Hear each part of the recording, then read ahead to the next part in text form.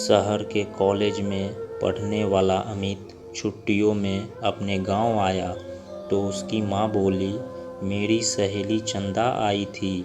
वह और उसकी बेटी रंभा तुझे बहुत याद कर रही थी। वह कह गई कि तुम जब गांव आए तो उनसे मिलने के लिए उनके गांव आ जाए, क्योंकि रंभा अब तेरे साथ रहकर अपनी पढ़ाई करेगी। यह सुनकर दूसरे दिन ही अमित अपनी माँ की सहेली चंदा से मिलने उनके गांव चला गया। जब अमित वहां पहुंचा तो चंदा और उनके घर के सभी लोग खेतों पर गए हुए थे। घर पर रंभा अकेली थी। अमित को देखकर वह बहुत खुश हुई थी। रंभा बेहद खूबसूरत थी। उसने जब शहर में रहकर अपनी पढ़ाई करने की बात कही तो अमित उससे बोला, तुम मेरे साथ रहकर शहर में पढ़ाई करोगी। वहाँ पर तुम्हें शहरी लड़कियों जैसे कपड़े पहनने होंगे। वहाँ पर यह चुन्नी उन्नी का फैशन नहीं है। कहकर अमित ने उसकी चुन्नी हटाई तो उसके हाथ रंभा के सुडौल उभारों से टकरा गए। उसकी छुअन से अमित के बदन में बिजली के करंट जैसा झटका लगा। बदन में ऐसा ही झटका रंभा ने भी महसूस किया था। वह हैरान होकर उसकी ओर देखने लगी तो अमित उससे बोला, यह लंबी चौड़ी सलवार भी नहीं चलेगी। वहाँ पर तुम्हें शहर की लड़की की तरह रहना होगा। उनकी तरह लड़कों से दोस्ती करनी होगी। उनके साथ वह सब कुछ करना होगा जो तुम गांव की लड़कियां शादी के बाद अपने पतियों के साथ करती हो। कहकर वह उसकी ओर देखने लगा तो वह शर्माते हुए बोली, यह सब पाप होता है। अगर तुम इस पाप पुण्य के चक्कर में फंसकर यह सब नहीं करोगी तो अपने इस गांव में ही चौका चूल्हे के कामों को करते हुए अपनी ज़िंदगी बिता दोगी। कहकर वह उसकी ओर देखते हुए बोला, तुम खूबसूरत हो। शहर में पढ़ाई करके ज़िंदगी के मज़े लेना। इसके बाद अमित उसके नाजुक अंगों को बार बार छूने लगा। उसके हाथों की छुअन से रंभा के तन बदन में बिजली का करंट सा लग रहा था। वह जोश में आने लगी थी। रंभा के माँ बाप खेतों से शाम को ही घर आते थे, इसलिए उन्हें किसी के आने का डर भी नहीं था। यह सोचकर रंभा धीरे से उससे बोली, चलो अंदर पीछे वाले कमरे में चलते हैं। यह सुनकर अमित उसे अपनी बाहों में उठाकर पीछे वाले कमरे में ले गया। कुछ ही देर में उन दोनों ने वह सब कर लिया जो नहीं करना चाहिए था। जब उन दोनों का मन भर गया तो रंभा ने उसे देसी घी का गर्मा गर्म हलवा बनाकर खिलाया। हलवा खाने के बाद अमित आराम करने के लिए सोने लगा। उसे सोते हुए देखकर फिर रंभा का दिल उसके साथ सोने के लिए मचल उठा। वह उसके ऊपर लेटकर उसे चूमने लगी तो वह उससे बोला, तुम्हारा दिल दोबारा मचल उठा है क्या?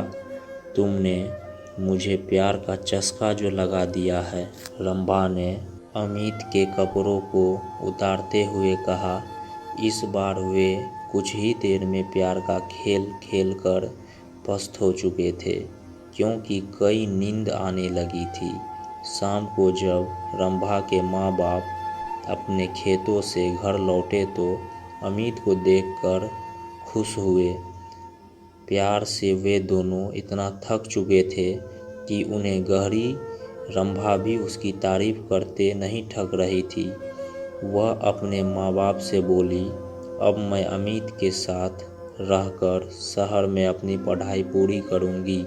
यह सुनकर उसके पिताजी बोले, तुम कल ही इसके साथ शहर चली जाओ, वहाँ पर खूब दिल लगाकर पढ़ाई करो।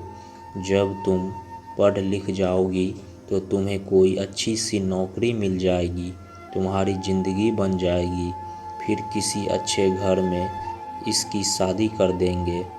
आज कल अच्छे घरों के लड़के पढ़ी लिखी बहू चाहते हैं।